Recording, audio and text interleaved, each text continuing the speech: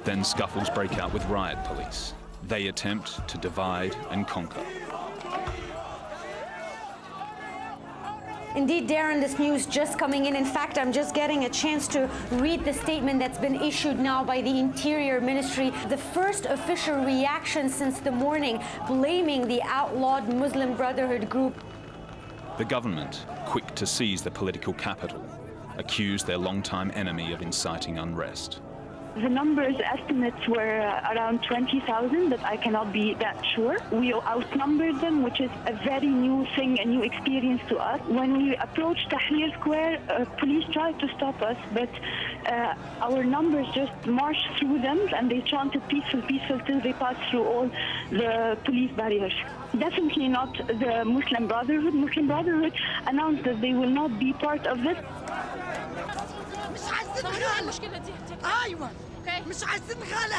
We're tired. Stop inflation. We're suffering. We love Egypt and we defend Egypt, but we've had enough. Voices roaring into the night. Egyptian men, women and children called for the resignation of the president. They shot at us. They shot at us. Why? I don't know. Who are we? The enemy? Am I an enemy of the state? I came here to ask just for rights. I came here to ask for a home. Shortly after midnight, that's when it became clear to everybody that the police, their patience was wearing thin.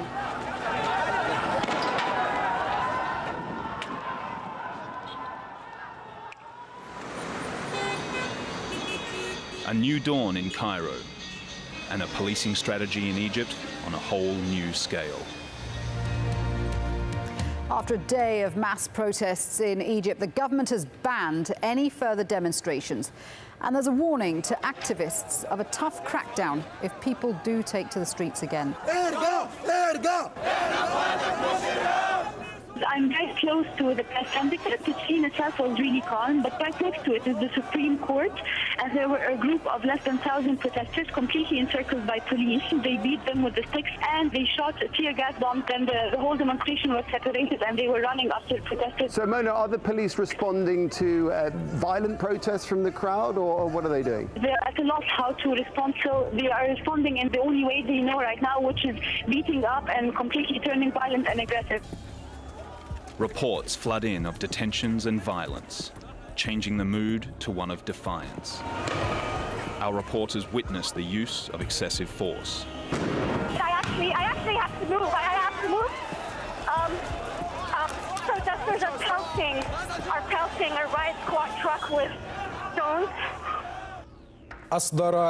An official 6 p.m. curfew is ignored, and by evening, the mission to reach Tahrir Square brings together at least 2,000 people. That square has been cordoned off today by the security forces. They're not allowing people to get anywhere near it. It is the symbolic heart of Cairo, and the word Tahrir means liberation. Sure enough, by night, our cameras capture the scene in Tahrir. Protesters have broken through police lines. The protesters have lost their fear. They are determined to continue doing this. It doesn't show any signs of stopping.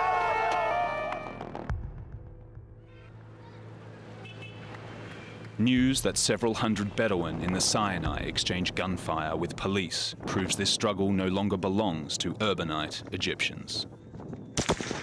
Amateur footage shows a 22-year-old there apparently killed by a single gunshot to the head. Mohammed El-Baradei, former top nuclear diplomat, returns to lead the crowds. You know, I will be with them. They are my people, and I have to be there. And I'd like to see Egypt, a new Egypt. You know. Political support, moral support.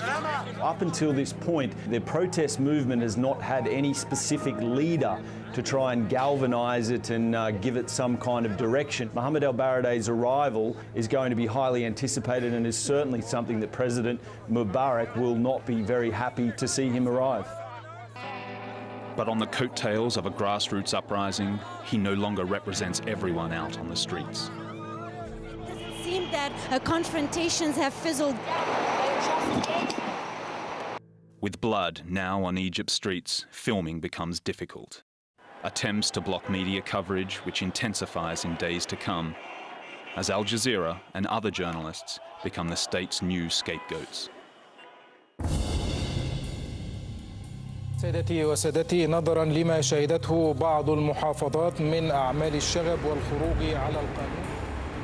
Overnight, Egypt has been unplugged. Shortly after midnight, internet and mobile networks had been shut off in the hope of paralyzing the protests. The US-based internet monitoring site says it's an unprecedented event in history. The Egyptian government has effectively wiped their country from the global map.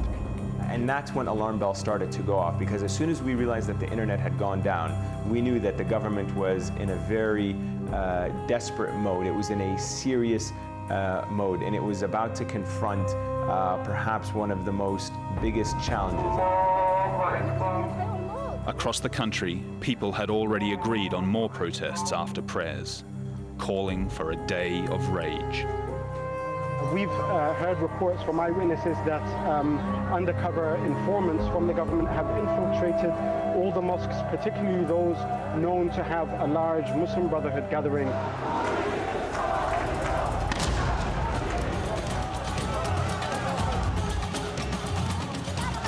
And it seems to be a desperate action by the government. That seems to be the feeling on the streets as well. Why is the government resorting to such desperate measures? Because if anything is going to push these people over the edge. By early afternoon, our correspondents in Cairo, Alexandria, and Suez were witnessing deliberate violence. We went to the mosque in Giza. I noticed that the police posture was very, very aggressive, and almost instantly they started firing water cannons. As soon as that didn't work, they quickly began to fire tear gas. This scene was unbelievable. I mean, we had essentially become besieged in the mosque.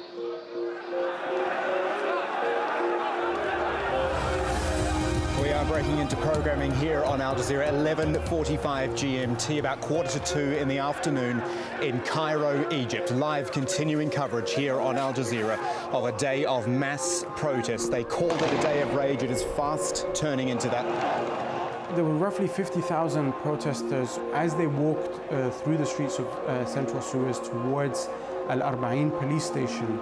The riot police sent 3 fire engines. The first 2 smashed through the crowd. They ran over several people in front of my eyes.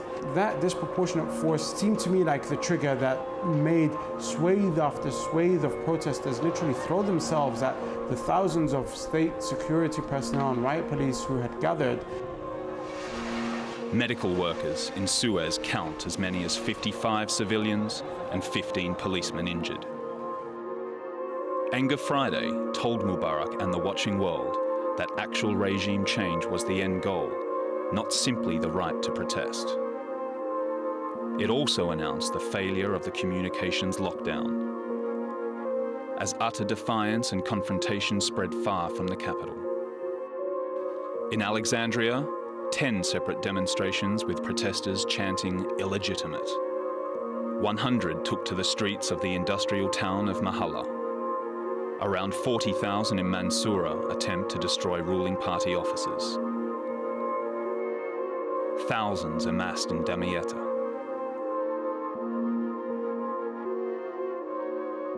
And also in Port Said. Around 600 clashed with police in Ismailia, birthplace of the opposition group Muslim Brotherhood. In Suez, protesters took over the central square. And even touristic Luxor, far away in the south, saw a 15,000-strong march dispersed by tear gas.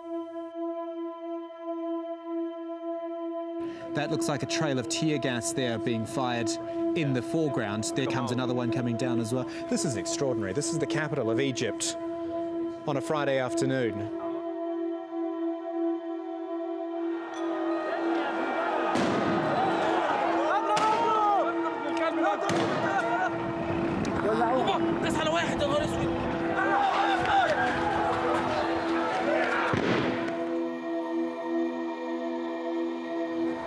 You can see more tear gas being fired at the protesters, and more of them are coming our way.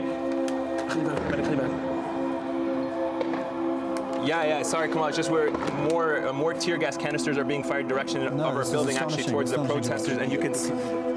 Take your just time. 1 second, stay with us. Come on. تعال أحمد بدل. تعال.